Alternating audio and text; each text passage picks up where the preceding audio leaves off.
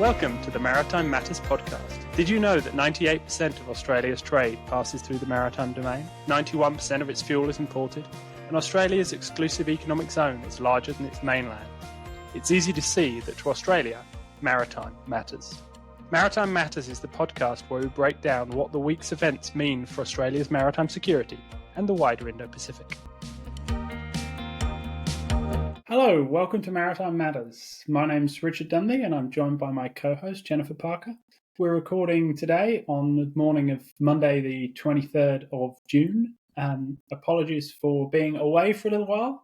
We've had some issues. But anyway, this is the podcast where we unpack the developments that have been happening in maritime security in the Indo-Pacific and beyond. So let's dive in. Jen, what have you been up to? Hey, Richard. Well, it's good to be back on Maritime Matters. What have I been up to? Well, we are recording this, as you mentioned, on Monday, the 23rd of June. On Sunday, the 22nd of June, the US entered the conflict between Israel and Iran, striking 3 nuclear facilities, which we'll talk a little bit about, but we won't focus on this episode. But that has taken up my last 24 hours in terms of writing on that. I've got a op-ed in the Australian today that talks about the implications for Australia and the Indo-Pacific. And apart from that, I've had a piece in the Sydney Morning Herald a couple of weeks ago talking about everybody's favourite acronym, AUKUS, which we'll get into the US review of AUKUS a bit later. How about you, Richard? Yeah, so I've been in the wars. I got knocked off my bike about a month or so ago, and I've been have been fixed up and have been kind of recovering, which is part of the reason why we've not had a Maritime Matters for a few weeks. So apologies for that, but we're getting back on the horse, or back on the bike, as it were, and we should be back. Is it too soon to say back on the bike? Is that too soon? Well, it certainly is for me, but I think we can get Maritime Matters back going again. Right. Fantastic. Anyway, so we're going to dive straight in and start talking about regional developments or things that have been happening kind of just outside the region. So do you want to start talking about the giant elephant in the room? Well, when you say just outside the region, it really does depend on how you define the region. I mean, Iran is actually an Indian Ocean coastal state. But anyway, right. So, look, we are 11 days into the current conflict between Israel and Iran. Clearly, as I mentioned, we've seen the US strikes on Iran in the last 24 hours. Notably, one of those strikes came from an SSGN, so an Ohio class submarine. Which one? We don't exactly know. The internet thinks it's USS Georgia, but not too clear. But either way, fired over a dozen Tomahawks towards the Isfahan nuclear facility as part of a coordinated strike with B-2 bombers. Now, before all this happened, we've seen consistent GPS jamming in the Strait of Hormuz. It was reported on the 16th of June. This is something that we've seen in the Strait of Hormuz for the last probably 5 years, to be honest. I certainly remember it being reported when I was there. Obviously, a key implication for a busy strait. And it's something that we are going to increasingly see. In the event of a conflict or crisis in the Indo-Pacific, you can expect to see GPS jamming with the subsequent implication on AIS. Richard, any kind of comments on what's been happening in the Middle East? Yeah, so I think kind of trying to stick to the maritime side of things, because I'm very much not a Middle East specialist, but it's easy to get kind of dragged in, isn't it? So I think that there's been quite a lot of chat about whether or not Iran's going to try and close the Straits of Hormuz and what's happening. And obviously this GPS jamming is part of that. Now, I must say I'm a little bit skeptical about whether or not we're going to see an effort to fully close the Straits of Hormuz, but I wouldn't be at all surprised to see something happening there. And the other, I guess, obvious maritime element, which I was been a little surprised at, is the lack of anything happening in the Red Sea and the areas around there, coming out of the Houthis, the Iranian-aligned group in Yemen, who had been targeting, obviously, ships travelling through the Bab al-Mandab and into the Red Sea for some time. And I had expected, I must say, to see a little bit of a response from them to the Israeli strikes. But we haven't really seen that yet. So whether or not we do now in response to the American strikes, I think is very much an open question. Yeah, and we've seen commentary from the Houthis saying that they intend to strike US ships in the region, but not a lot of action. Interestingly, we won't delve into it for time because we don't want to focus on the Middle East here. We did see, about the 10th of June, we did see some Israeli missile corvettes actually strike the Houthis in Yemen, which was not well reported on in Australia, but a pretty successful strike from naval capability as part of this ongoing conflict. I should mention on the 24th of June, so tomorrow morning, there will be a piece from me in Australia's Sydney Morning Herald actually talking about what is a naval blockade. The Parliament of Iran this morning, Australia time, actually did pass a motion to blockade the strait, but there's a lot of debate there in terms of whether they could do it or whether the Parliament even has the authority to do so. And remembering that China, a key partner of Iran, has a lot of interests in the strait. A lot of their crude oil comes through that strait. So I agree with you. I think we'll see something in and around the Strait or the Gulf of Oman, but certainly unlikely to see a blockade. So I absolutely agree with you. I think the only thing I would add is that the Iranians also have regional, if not partners, at least people that they don't want to particularly antagonize, who would be very heavily affected by a sort of formal naval blockade, including a lot of the Gulf states, Oman, etc. So I think there's a lot of regional politics in there, even above and beyond the kind of the China angle, which is the one that I think is getting quite a lot of attention. But anyway, as you say, we ought to move on from the Middle East and focus back in on the region. What's been happening in the region recently? So look, China has been incredibly active with their People's Liberation Army Navy, particularly their carrier operations. So we've seen 2 Chinese naval carriers deployed in the vicinity of Japan. The first time we've seen 2 carriers outside the second island chain, or certainly the first time that I can think of seeing 2 carriers outside the second island chain. There's a good map from the Ministry of Japan that shows where they've been operating, so we'll try and add it to this video. But I think it's fairly significant in terms of the increasing nature of China's projection power. We've been talking about the aircraft carriers for a long time. We're seeing them increasingly deployed at distance and for longer periods of time. And part of this, there was aircraft that were launched from these aircraft carriers that did harass Japanese maritime patrol aircraft. I think the next step really is when we see a Chinese aircraft carrier deploy through the Malacca Strait into the Indian Ocean. I think we're fairly close to seeing that. Again, as a lot of commentators would say, when we talk about the Shandong, the Liaoning, which are the first 2 of China's 3 aircraft carriers, they're quite small aircraft carriers. They are not the most capable in terms of the amount of sorties they can undertake, but still it is a significant capability that they are rapidly developing. What's your take? Yeah, so I guess I have 2 responses to this. The first is kind of yes, so what? We know the Chinese have been developing their aircraft carrier capability for a long time. This is just the next step in them doing so. They are increasingly building a blue water navy.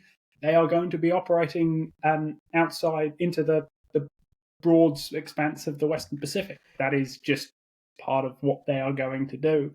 And I think that a degree of the response to this is exactly the type of concern that we saw when you saw the Chinese task force circumnavigating Australia, and even a little bit of the Japanese response, talking about the fact they sailed through the Japanese EEZ. Well, yeah, so what?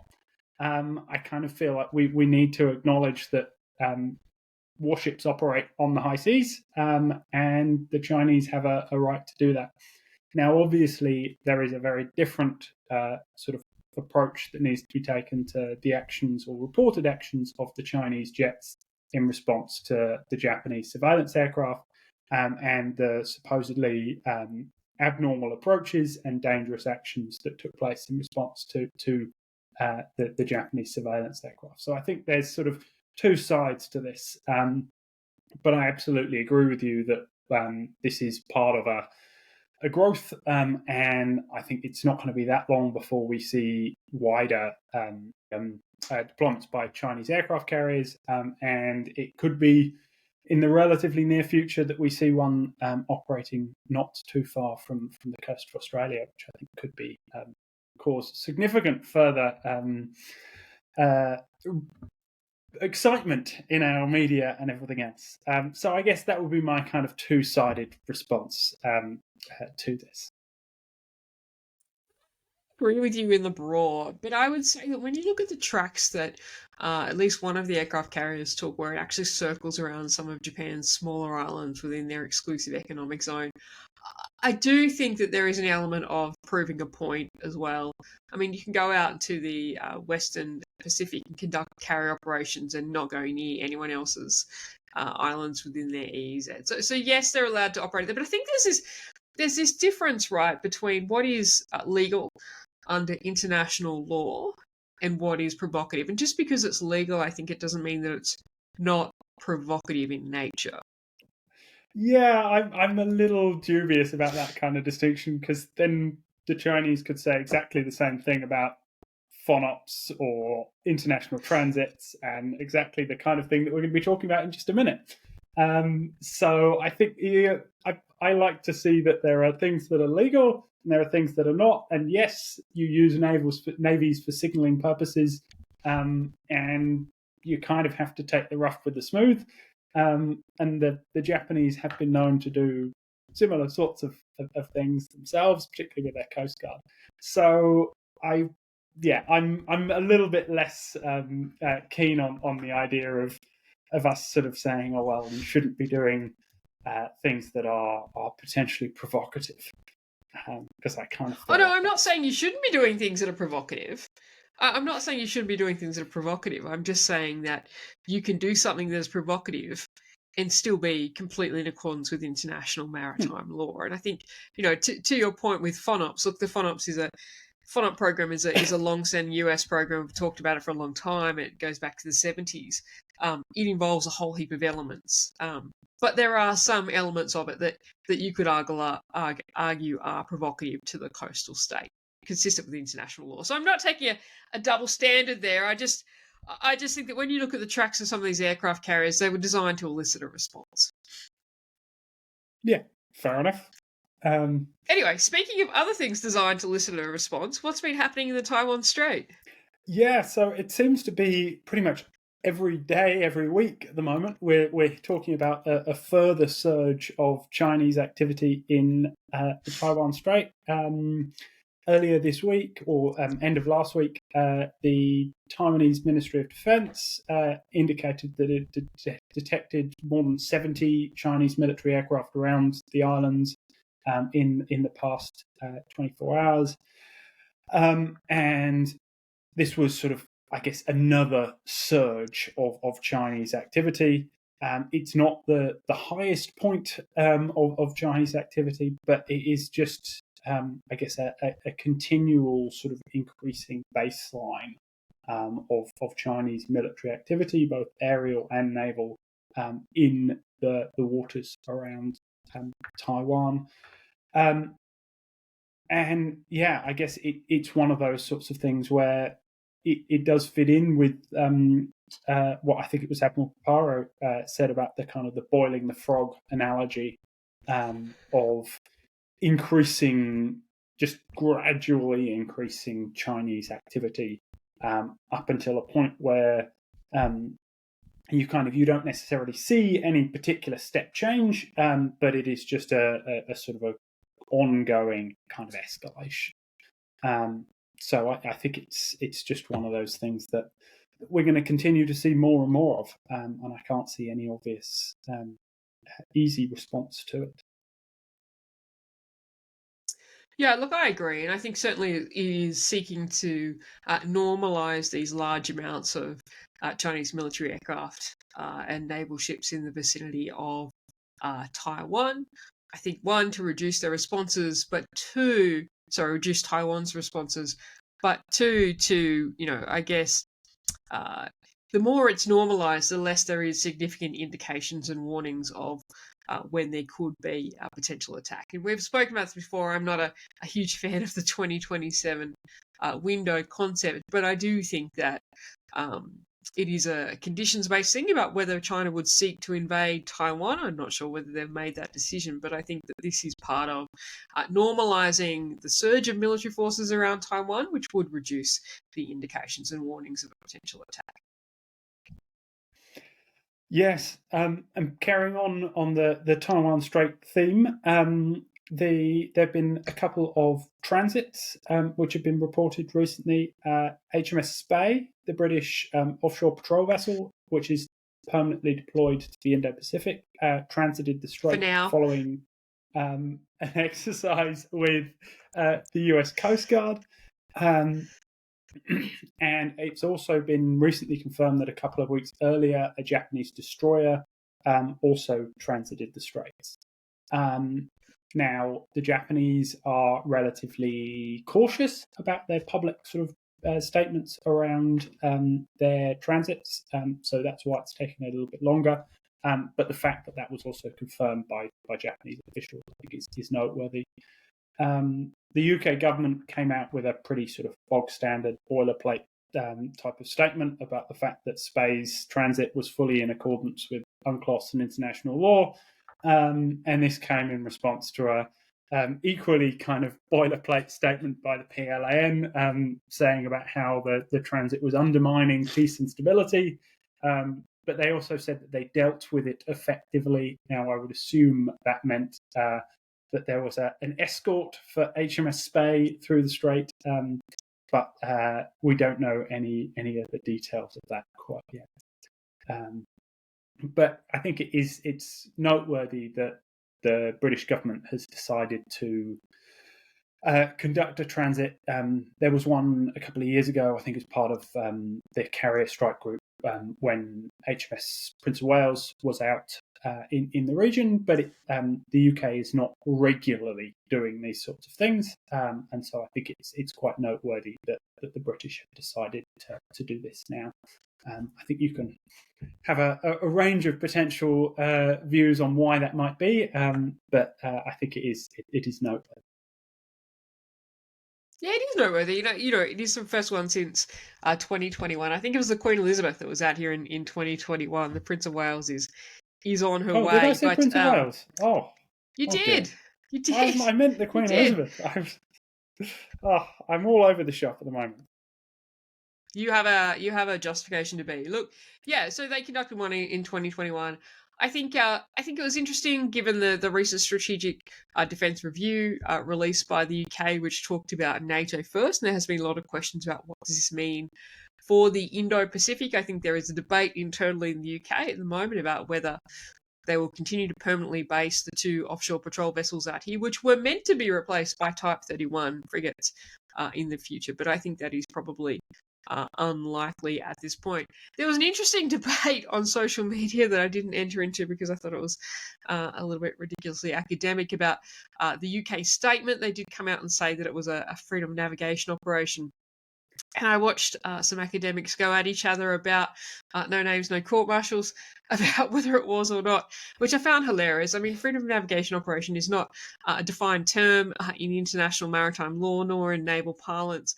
It does refer generally to the US program of freedom of navigation operations that's conducted since the 70s.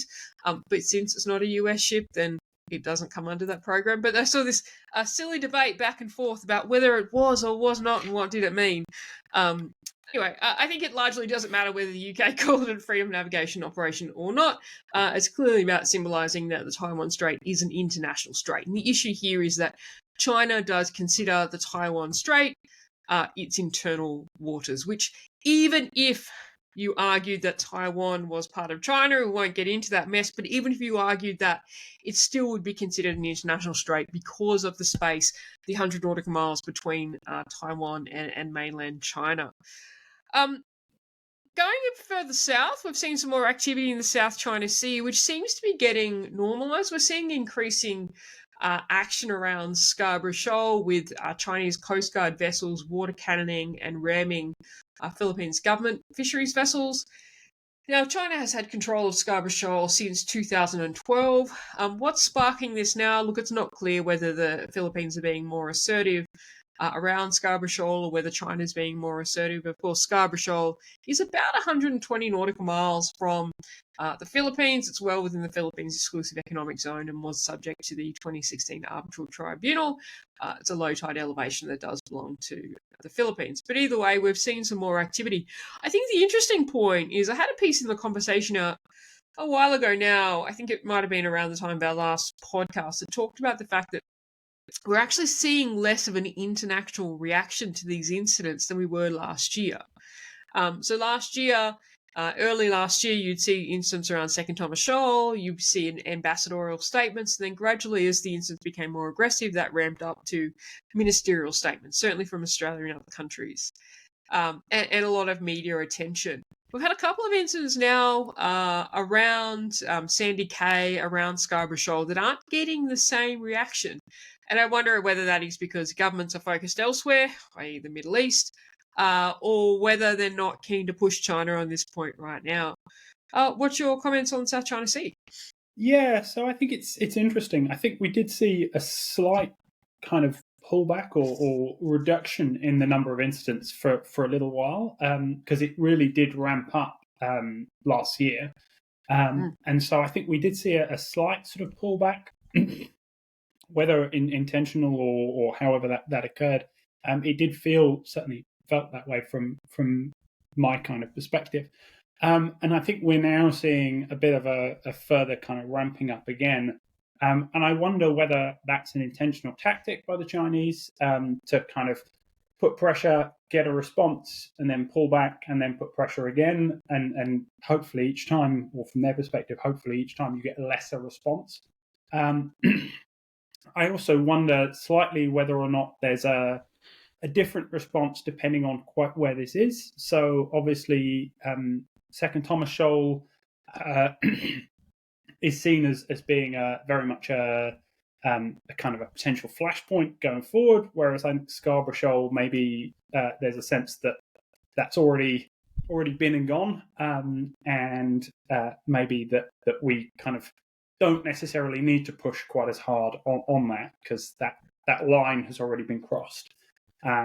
So I think it's interesting to see, but I think you're absolutely right that governments are focused elsewhere, and there's certainly not the same kind of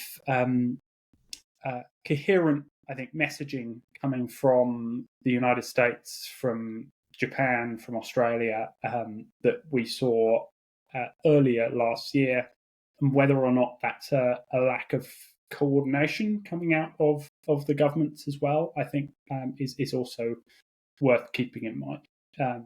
That I'm not sure there's whether or not the level of coordination, communication, etc., is quite where it was. But again, that's pure speculation. Yeah, well, I mean, certainly something has changed. You may well be right. Now, speaking of other things that have changed, we actually did see in the last week, so on the 20th of June, we saw the Australian Department of Foreign Affairs and Trade actually come out and announce sanctions on 60 Russian Shadow Fleet tankers, which I thought was interesting. The first time Australia has done this. A number of countries have done this, including the US and the UK. The UK has announced a number of rounds of sanctions this year on shadow tankers, but it's the first time Australia has really paid attention to it. Of course, we know that the Russian shadow fleet, look, it's hundreds of tankers that are shipping crude oil around the world. Generally quite old tankers, often unseaworthy. There's been some environmental issues. There was one, actually, the Perrier, that actually malfunctioned in the Bosphorus, closing the Bosphorus for all traffic, so it's a popular ship. But there's been a number of pollution events as well. So I think it's significant that Australia has come out and done this. Now, how many of these tankers are actually seeking to enter Australian ports? Look, it is not many, I would suspect, but I think the effort of actually identifying 60 of the Shadow Fleet tankers that Australia chooses to sanction and joining some of our key partners, including the UK and the US, in this is significant in itself. What's your take? Yeah, so I would suggest it is largely performative. I don't think that there's actually a lot of engagement of shadow tankers in our region. Now, I still think it's a good thing to be doing. I think that Australia is increasingly seeking to build relationships elsewhere, and obviously this is very much an element that's been driven in large part by the European Union and the UK, and so I think building those kind of relationships, and we've already seen sort of efforts to build defence and security relations with the European Union, and I think that fits in with this, and with the government wanting to signal quite clearly that they're sort of what Penny Wong described as the continuing commitment to pushing back on Russian aggression and their illegal invasion of Ukraine. So I think in that respect, it's great. In terms of actual consequences, I suspect it will be relatively limited.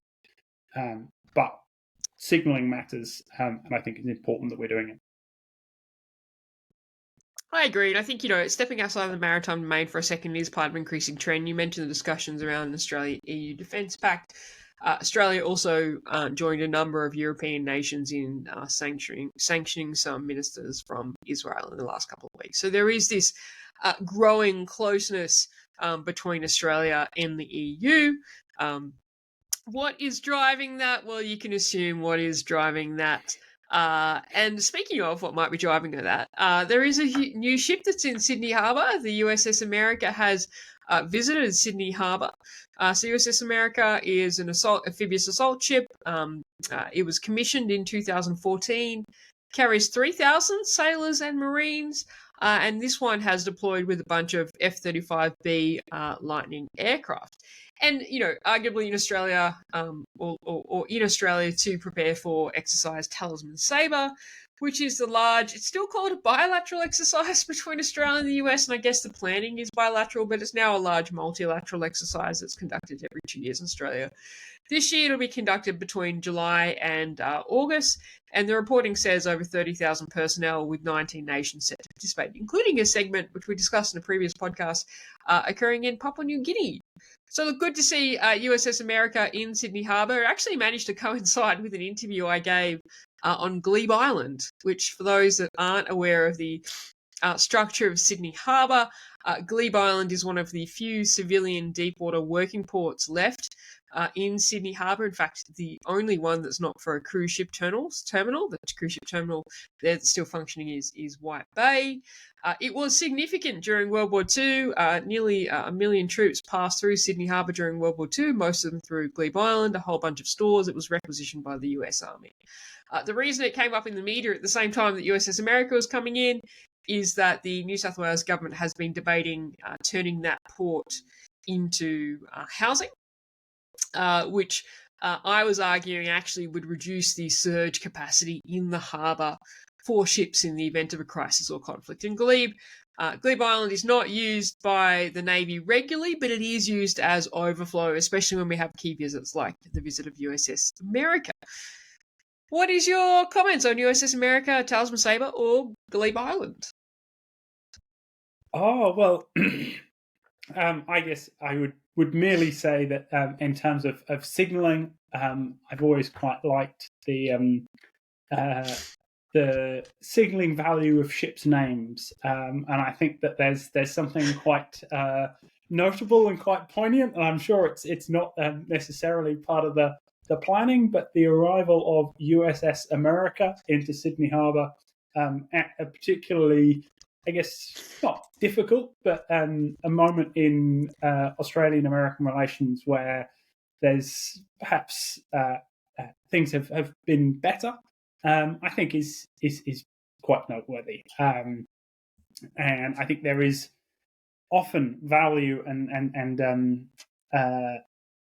import in ships' names for wider sort of signalling purposes, and even beyond the value of the ship and the asset and the crew and everything else that's there in terms of building those kind of relationships, interpersonal relationships. I think there's something quite nice and noteworthy about the arrival of USS America into Sydney Harbour. And on that little niche note, I guess shall we move on to capability, or do you want to jump in there? Because I've got a niche note that I'm going to impress you with. I'm going to impress you with my history. But before that, I'm just going to make a quick comment. I'm not sure that the Australia-US relationship has actually fundamentally changed whatsoever. Now, I know that we're about to delve into this, and I know that there's a will they, won't they. President Trump and Prime Minister Albanese have a date at some point that seems to occupy the Australian media. But at the practical level, I don't actually think anything has changed. But on my history point, I'm going to impress you. Did you know, this is not the did you know, but did you know, actually 102 years ago yesterday, HMAS Australia was commissioned in the UK. So on the 21st of June 1913. So thinking about capital ships that are named after their country and the symbolism that shows. Now, unfortunately, HMAS Australia ended up having a sad end, being scuttled after World War One. But there you go. I'm impressing you with my naval history knowledge. Absolutely. And HMAS Australia may have been scuttled, but she did her job. So I think she was a very successful ship in many ways. But we're not going to discuss the battle cruiser HMAS Australia. Instead, shall we dive in and talk about the US AUKUS review? We might have some elements of disagreement here, Jen. Well, the new versions of capital ships, right? Virginia-class submarines. I don't think they are, by the way, but it's the way that we do talk about them. So, well, it's not even correct to say the US have announced an AUKUS review because they haven't announced anything, but it leaked into the media, intentionally, I'm certain, by the US Department of Defense, but it leaked into the media through FT around the 12th of June that the US is conducting a 30-day review of AUKUS. Now, when I say the US, the Pentagon, specifically the Undersecretary for US Defense Policy, which is Elbridge Colby. Elbridge Colby, as the Undersecretary for US Defense Policy, is also conducting what is the Accelerated National Defense Strategy Review for the US, which is the US release a national defense strategy every 4 years, so due in 2026. But in May this year, the US Secretary of Defense, Pete Hegseth, announced that it would come forward to August this year. Now, the US AUKUS review did take the Australian media by storm for about 48 hours, which is great. A couple of busy days for me, and I had an op-ed in the Sydney Morning Herald talking about it. And I guess my kind of position on it is, look, AUKUS is obviously a complex, ambitious program. As I've said a million times, I feel like this is my strapline. It won't always go to plan. It won't always go on time. That said, some of the alarmist headlines in Australia of, should Australia scrap AUKUS because the US are reviewing it and things like that, I think are over the top. Nothing really has fundamentally changed on this point. In my view, we'll see what comes out of the review. But when you look at the comments from the current administration on AUKUS, and you look at the comments at the G7 by Keir Starmer, who discussed AUKUS with Donald Trump. Now, we can read a little bit too much into that, but he stood there next to Donald Trump. He said, AUKUS is a good thing. We're progressing towards it. Donald Trump said, yes, we believe in the alliances. He didn't mention the term AUKUS. But and when you look at what the US is getting out of it, I can't see the review fundamentally changing anything. What's your take, Richard? So I'm a little bit less sanguine about this than you are, and I think that's kind of generally been the case with us. I broadly agree with you. I think, and particularly I agree with the approach and the lines that you've taken about the fact that AUKUS is generally a pretty good deal for the United States, and therefore, as long as the United States is able to recognise the benefits that come from that, then I think that they should go along with the deal and continue with the deal. I do have some concerns. One of which is fundamentally, I am less convinced that the US government is able to recognize the things that are, from, I guess, standing back, appear to be in their interest as perhaps they might have been previously. I think you can only look at the seeming disconnect between their economic policy and their defense and security policy, and the way they're pulling in very, very different directions, to see some of the challenges that are there. But I think you're right to focus on the idea that this is a Department of Defense review, and the degree to which the White House and Trump is involved in this, I think, is still unclear. But I do have some quite significant concerns around the way the review was framed, the fact that this information was leaked, the way the information was leaked, and about what is driving this. And I think it seems reasonably clear, and there was reporting only in the past day or so about Colby and others putting extreme pressure on Japan to increase its defense spending. And the Japanese have cancelled the 2+2 meeting that was supposed to be taking place between the United States and Japan as a result of that pressure. And I really struggle to see AUKUS not being used by the United States as a lever to try and get additional Australian defence spending. And I think that is, whatever your view on whether or not Australia should be spending more on defence, and I think we're probably both in agreement that it probably needs to, the idea of being effectively blackmailed into doing so by your supposed strategic partner is not a great place to be for anyone. So I could see some real potential challenges, and even if it's, and again, there's been quite a lot of reporting about the idea of the Americans basically asking for more money into their submarine and shipbuilding industry. And I think anything that smacks of the Americans effectively trying to use AUKUS as leverage over the Australian government will be hugely damaging longer term, even if it doesn't damage AUKUS in the short to medium term. I think AUKUS is a deal more than pretty much anyone else that's built on trust. It's a relationship that and an agreement that can only happen because of this level of trust. And I think that anything that is seen to kind of undermine that could be really, really damaging, both on a kind of government-to-government level, but also in terms of popular opinion. But do I think that this AUKUS review is going to lead to the whole thing falling apart? No, I don't. Not in the short term. But I do think that there's some pretty significant risks. That would be my tuppence. Maybe they're at risk. I just want to offer a couple of comments. One, the comments around this being used by the US for us to invest more in the US submarine industrial base. That's just speculation. I haven't seen any, unless you have, I haven't seen any verifiable reporting on that. It's just speculation. And there has been speculation, a whole range of things. I saw a senator on TV yesterday saying that Pine Gap was critical to US strikes in the Middle East, which is highly unlikely. So you see lots of speculation, and that was the same senator that was speculating that the US is pushing us to invest more in the US submarine industrial base. Look, I don't disagree with you that there are risks, and I don't disagree. I don't think the review is because of pressure on Australian defence spending. I think the review is because there's a new administration, they're accelerating the NDS, and there are some challenges. I think the leaking of the existence of the review, the timing was so convenient that is, of course, putting pressure on Australia and defence spending. But I guess, we're kind of entering the zone of real world politics now. And I think that allies are right to have expectations of each other.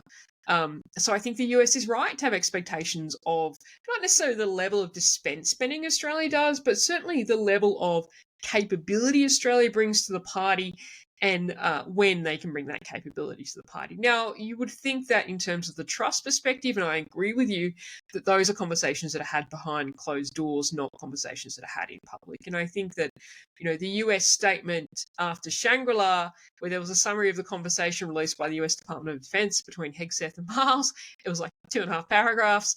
Clearly more was discussed than that. That talked about 3.5% for Australia. I think that was unhelpful. But I do also think Australia has put itself in this position.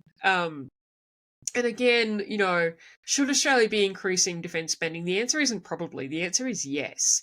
And when I look at that, I say, because I look at the range of capabilities that would be needed to defend Australia in the event of a crisis or conflict, and in my view, that crisis or conflict would manifest predominantly in the maritime, space, and cyber domains. When I look at that, how we would defend our vital interests in those domains, it's very clear that we don't have the right capability or the right capability coming in the right time frame. So I think that Australia should have addressed defence spending. Now, the government did increase defence spending last year, but certainly not in the right timeframes and certainly not to the right level. And so I think we should address that. And I think us not addressing that, which is so obvious in the gaps in our capability, has kind of put us in this position. We also knew that the current US administration was demanding more of NATO and Europe. And, anyone could see it wasn't long before they turned this to the Indo-Pacific. I'm not defending the way they've gone about it, but I think that they do have a point. And look, will AUKUS be used as leverage? Probably, which you're right, isn't good for trust. But I don't think that will fundamentally bring AUKUS undone. And even though, I think there is a big difference between the sentiment we see in the media, and you see a media article every single day that says AUKUS is failing, or AUKUS is sinking was the line a week ago. But yet, despite that, the recent Lowy poll showed that more Australians support AUKUS than don't. So I think there is a disconnect between the media headlines, which people think are driving the conversation. Some of those headlines are mine, but the media headlines that people think are driving the conversation, and the general sentiment in the public. And I think that manifests in AUKUS. Anyway, we've probably spoken a lot about AUKUS. Do you want to contest any of those points before we move on? I think we should. Given that we are running out of time. And talk about another level of defence spending, Indonesian defence spending, and how limited Indonesian defence spending is, with some quite large aspirations. Yeah, so we're seeing a lot. Naval News has been a good resource for some of this stuff about Indonesian capability. We know that Indonesia is scoping new submarines. In fact, there was some discussion in the news a couple of weeks ago about China making an offer to sell some submarines to Indonesia. But we've seen in the last week some conversation about Indonesia's aspiration to potentially buy an aircraft carrier. Not just any aircraft carrier, a decommissioned Italian aircraft carrier, which is called the Giuseppe Garibaldi. I think that's right. But anyway, something like that, put an Italian accent on it. It is quite a small aircraft carrier, to be honest. It's only about 15,000 tonnes, which is actually about half the size of HMAS Adelaide or HMAS Canberra, Australia's amphibious ships. But it decommissioned in 2024. At a recent Indonesian defence conference, it became clear that Indonesia is looking to potentially buy it. And certainly that was confirmed apparently by the Italian government, that there have been some conversations. The challenge, though, for Indonesia is they have a lot of aspirations in terms of modernisation of their naval capability. And we hear every couple of weeks a report of, they're scoping new frigates, they're scoping corvettes, they're scoping uncrewed aerial vehicles, uncrewed surface vehicles from Turkey, they're scoping submarines. But the challenge is that, Indonesian defence spending, 2023, it was about 0.7% of GDP. Now, allegedly, the defence budget did increase a little bit in 2024. But since kind of 1998, Indonesian defence spending has been below 1% of GDP. And so the ability to acquire these capabilities seems unlikely, I would say. What's your take? I am constantly amazed by Indonesian defence acquisition programs. Their ability to pick and choose the most bizarre sets of capabilities remains something of a shock to me. their aircraft, their fighter aircraft fleet is remarkable for its diversity, and their approach to naval acquisition seems kind of broadly similar. Although I suspect a huge amount of this is talk, and how much of it will actually ever translate into reality, I have my doubts. But particularly because new President Barroso, whilst he is by all accounts interested in greater defence spending, a significant chunk of that will go to the army, and he is seen very much as being more kind of land-centric than perhaps his predecessor. So I think that for all of the chat, I would take most of these headlines with a very, very significant pinch of salt before we see an Indonesian aircraft carrier operating fast jets and UAVs in our near region anytime soon. I think it is unlikely, but maybe that's just the cynic in me.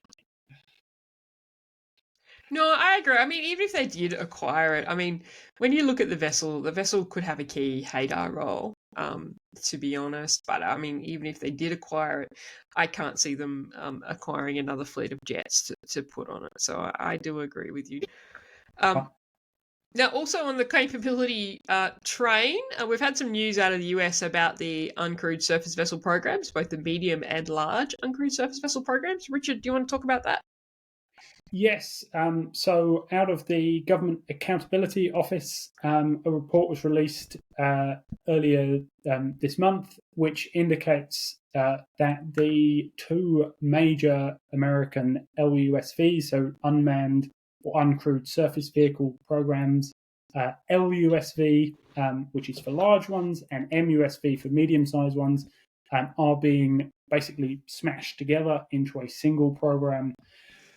And they are further pushing back the date of any likely capability acquisitions, certainly in terms of something becoming operational. Now, this doesn't come as a huge surprise. There was leaking, or not leaking, but reporting of similar kind of statements earlier in the year. There were also questions raised in the same report over the capability of the Orca XL UUV. So this is the large uncrewed underwater vehicle, so sort of uncrewed submarine, which is one of the other kind of headline American uncrewed programs. As I say, none of this is hugely surprising, but I think it does.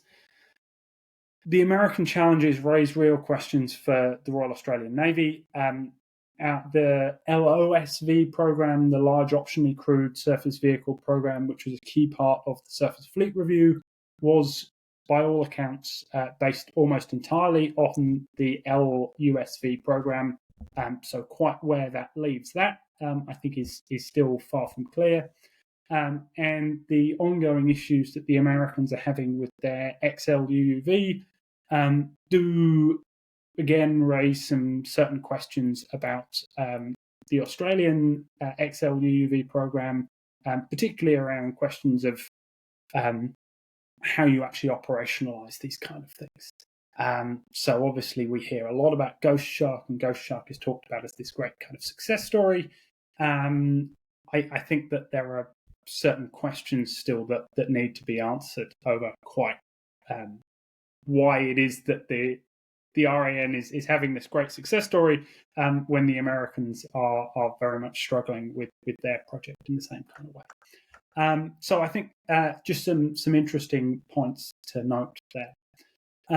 Anything that you want to add onto the UUVs or USVs? Well, I agree. I mean, I think uncrewed capabilities, and certainly this concept of a hybrid fleet, which I know that we've now heard the previous US CNO talk about, we've heard the Australian Chief of Navy talk about, and we've now heard in the Strategic Defence Review from the UK this concept of the hybrid fleet, which is the idea of teaming crewed and uncrewed capabilities. Look, I think that That is the future in some ways, but I've always said that I thought the role of uncrewed capabilities, certainly in the near term, were absolutely overstated, and that's based on some experience of trying to integrate them. But I think it is important to note that the Ghost Shark is different to the Orca, and where I say I think Australia talks about it as a success, I don't think it's talking about it as a success in terms of an operational success, in terms of how it will be employed. I think it's talking about a success in terms of it is an example of how Australia has modified its acquisition system to bring in a capability. Now, what that capability does in the future, who knows? But I think that bit is interesting because that has been a lot of the criticism of the Australian Department of Defence in terms of the rigid nature of their acquisition system, which is a criticism of all departments of defence, to be honest. Fair cop. Do you want to move on?